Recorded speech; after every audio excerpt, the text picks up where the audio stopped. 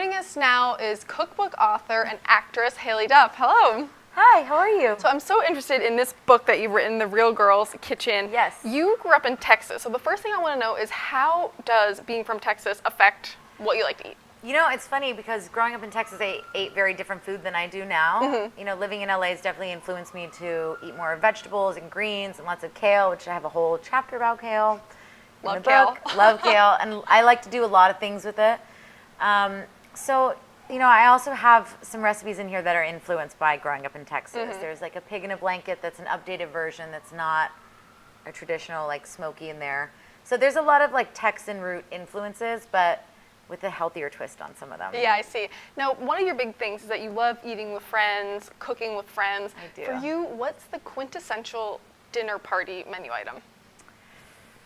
There's so many good ones. I think, you know, when I'm doing a dinner party and I'm having people like in and out of the house, I feel like the best thing to go for are bite-sized appetizers.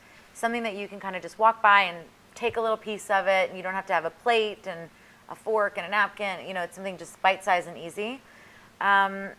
And then a great cocktail. I feel like you got to have a good cocktail. This sounds like my kind of dinner party. But if you're eating alone, cooking for one, Yes. which may be a rare thing. Which is very important, though, I feel. Yeah, what would be the go-to item in that case? I like to keep it really simple if I'm cooking just for myself. Like maybe a nice piece of grilled chicken or a piece of salmon. Something just easy that it doesn't have a lot of cleanup. I feel like I'm more likely to cook for myself if I do it in a simple way. Yeah, totally, because the cleanup afterwards can really be I'm like, I did buzzkill. all of this for me to eat a meal, and I'm just like, I'm not feeling it. Too much. It's too much. Now, you spoke a lot about vegetables, you know, Yes. healthy West Coast sort of style of eating. Is there anything that you don't love but you make yourself eat because it's healthy?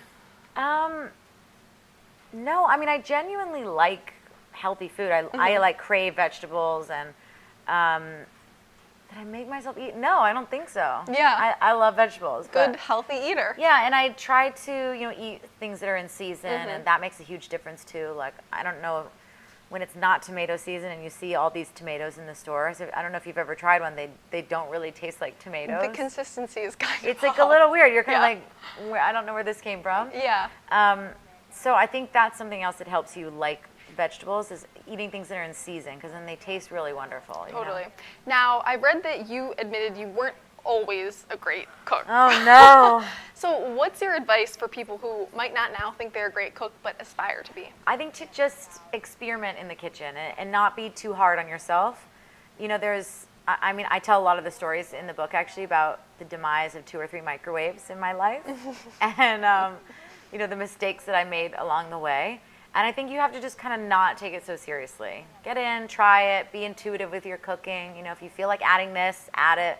If you feel like skipping that, skip it. Yeah. Now, in the promo I saw for you online, we see Yes. you and your sister Hilary cooking together, you actually tormenting her with a little crab. Is cooking with family something that you really love to do the most? It is, yeah. You know, we have very different cooking styles, my sister and I. She loves to bake, and I don't bake at all. So, you know, we're very different in that way.